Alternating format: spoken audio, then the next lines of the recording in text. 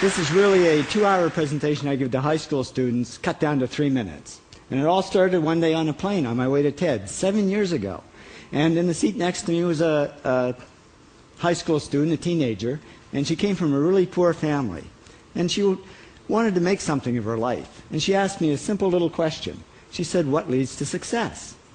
And I felt really badly because I couldn't give her a good answer. So I get off the plane and I come to TED. And I think, geez, I'm in the middle of a room of successful people. So why don't I ask them what helped them succeed and pass it on to kids? So here we are, 7 years, 500 interviews later, and I'm going to tell you what really leads to success and makes TEDsters tick.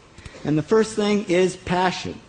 Freeman Thomas says, "I'm driven by my passion." TEDsters do it for love, they don't do it for money. Carol Coletta says, "I would pay someone to do what I do." And the interesting thing is, if you do it for love, the money comes anyway. Work. Rupert Murdoch said to me, "It's all hard work.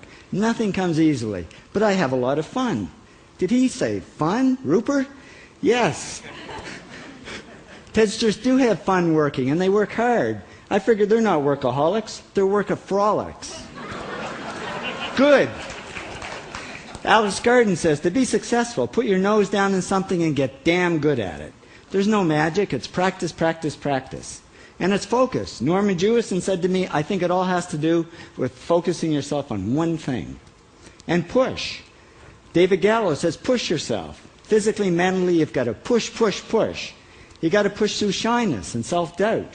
Goldie Hawn says, "I always had self-doubts. I wasn't good enough, I wasn't smart enough, I didn't think I'd make it." Now, it's not always easy to push yourself, and that's why they invented mothers. Frank Gehry said to me, "My mother pushed me."